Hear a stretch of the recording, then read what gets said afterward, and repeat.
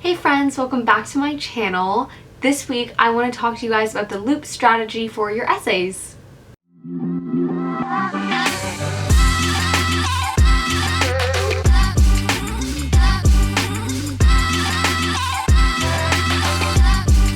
So I know last week there was no video. I was just caught up in a lot of different stuff in my own life, but I'm back this week and I wanted to share with you guys this strategy called the loop for your essays. Especially this is helpful for literature analysis. My AP literature teacher taught us this my senior year and it has been so helpful for every single essay I've written since. So the loop is what, how, and why, and you're just going to repeat that throughout. So when I'm writing an essay, particularly the longer ones, I plan ahead, and part of my planning is to write down a bunch of different quotes that I can use. If it's a research paper, I especially do this while I'm looking for sources. I'm writing quotes from a source that I think will be valuable. And so that way, as I'm doing my research, I'm also kind of already prepping for when I'm actually writing the paper. And if I find a quote from a resource, I also will then try to include all of the information for my works cited that I need from that resource. So I'm not having to rely on it so much, like if I lose it or something like that, it's easy to find again because I have the information.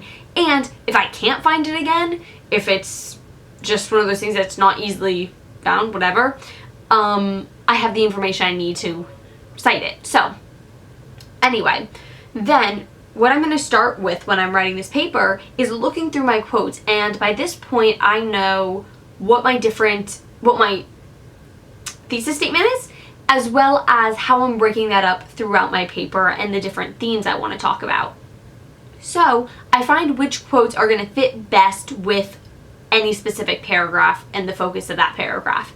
Then what I'm going to do is I'm taking that quote, I'm figuring out a really valuable thing to learn how to do is how to blend your quotes into your paragraph. So not just putting a quote. It's a lot better and a lot smoother if you can find a way to make a quote naturally kind of move into your paragraph. So one easy way to do it is to say, for example, in book 4 of Paradise Lost, Milton references quote. And so I'm trying to remember off the top of my head an essay I wrote. I might not be right about it being book 4, so bear with me, but in book 4 of Paradise Lost, Milton references Eve's quote, locks down to her ribs. That's not exactly the quote, but he describes her hair as locks, curls, something like that, and the length it goes down to, something along those lines. And see how it kind of flows? It feels like a normal sentence, but it's incorporating that quote and getting the information that I need to the reader. Then you're going to your how. How is this important? What does it mean? What's important about her hair? Then you're going into your why. Okay, this is the quote. This is what it means. Why is it in this essay? Why is it in this paper? Why is it relevant? So that's going kind of back to your thesis and what your paper is all about and connecting this evidence, what it means, to your paper. So I'm just going to try and work through with this example that I've started with. I'm sorry that I'm butchering what the actual quote is. But you could talk about a quote discussing her hair, and I wrote some paper where I used that, so I'm trying to remember how exactly I discussed it. But use the quote talking about the hair, you got your evidence.